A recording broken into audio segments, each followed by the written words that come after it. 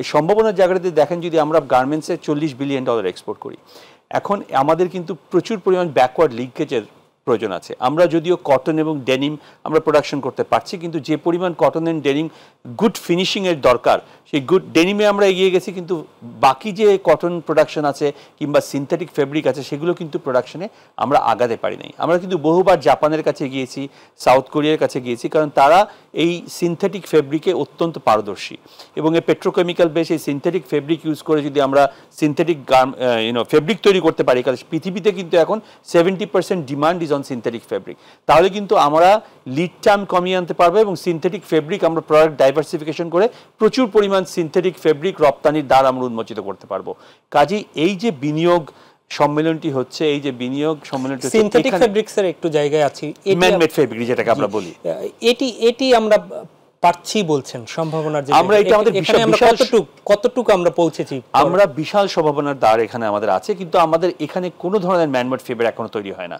আমাদের সম্পূর্ণ man-made ফেব্রিকটি China থেকে, কোরিয়া থেকে, ইন্ডিয়া থেকে এবং টার্কি থেকে ইম্পোর্ট করতে হয়। কাজেই যখন ইম্পোর্ট করতে হয় তখন আমাদের লিড টাইম কমে যায়। কাজে আমরা বহুদিন থেকে চেষ্টা করছি, বিজিএমইর পক্ষ থেকে আমরা বহুদিন থেকে চেষ্টা করছি আকৃষ্ট করার জন্য, একটা বড় বিনিয়োগকারী আকৃষ্ট করার জন্য, কারণ সিনথেটিক ফেব্রিক ম্যানমেড ফাইবার তৈরি করতে যে পরিমাণ বিনিয়োগের দরকার হয় সেটি বিশাল পরিমাণ এবং সক্ষমতা আমাদের নাই বললে ঠিক না, আমাদের এটি ক্যাপাবিলিটি থাকলেও আমাদের এক্সপার্টিস নাই।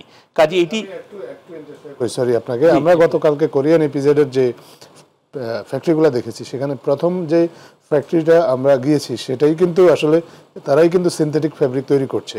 আপনার ইয়াঙ্গুন কর্পোরেশন তারা কিন্তু সিনথেটিক ফেব্রিক তৈরি করছে এবং সেটা কিন্তু বিনিয়োগকারীরা সরেজমিনে দেখছেন যে এই কাজটা কিন্তু বাংলাদেশে শুরু হয়েছে এবং এই যে সম্ভাবনাটার কথা ভাইয়া বললেন, এই সম্ভাবনাটা যে কাজে লাগানো যায় এটা এবং কাজে লাগানো সম্ভব সেটা কিন্তু তারা সরেজমিনে সেখানে এসে দেখে এসেছেন এবং উনি কিন্তু কোরিয়ার কথা বলেছেন যে এই প্রযুক্তিটা বা এই কাজটা কোরিয়া অনেক ভালো পারে।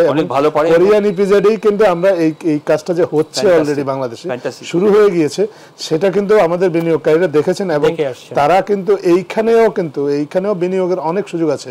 কোরিয়ার ইপিজেড যেটা আমরা মানে সেটারও কিন্তু মানে 40% জায়গা এখনো আনইউজড রয়ে গিয়েছে এবং কোরিয়া থেকেই কিন্তু গতকালকে 27 সদস্যের আলাদা একটা বিনিয়োগকারী দল এসেছেন শুধু ওই ইপিজেডটা পরিদর্শন করতে এবং কোরিয়ান বিনিয়োগকারীদের যে প্রতিনিধি দল তারা আজকেও কিন্তু সকালবেলা মাননীয় প্রধান উপদেষ্টার সাথেও দেখা করেছেন আপনার। সো কোরিয়া থেকে এই যে এই বিশেষ বিনিয়োগটা আকৃষ্ট করে এই বিশেষ ক্ষেত্রটা যেখানে ম্যানমেড ফাইবারের যে অনেক অফুরন্ত একটা সম্ভাবনা আছে, সেই সম্ভাবনাটা কাজে লাগানোর জন্য কিন্তু অন্তর্বর্তীকালীন সরকার চেষ্টা করছে এবং আমরা বিশ্বাস করি যে এই বিনিয়োগ সম্মেলনের মাধ্যমে এই সম্ভাবনাটা কাজে লাগানোর ক্ষেত্রে একটা নতুন উন্মোচিত হবে। এবং ধন্যবাদ আপনাকে এই কথাটি বলার জন্য, কারণ এই ম্যানমেড ফাইবার যেটি তৈরি হচ্ছে কোরিয়ান ইপিজেড ইয়াংওয়ান তৈরি করছে, তারা কিন্তু সম্পূর্ণ নিজেরা কনজিউম করে, কাজে আমরা কিন্তু সেটি পাই না।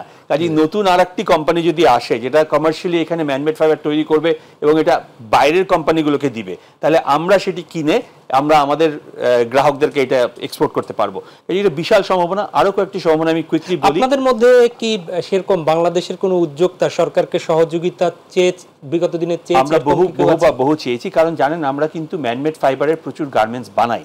আমাদের ম্যানমেড ফাইবারের প্রোডাকশন অলমোস্ট এখন 30 থেকে 40% মতো।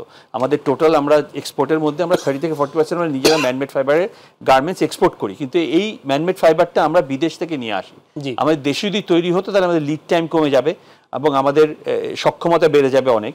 তো কাজেই এটি একটি অত্যন্ত পজিটিভ দিক।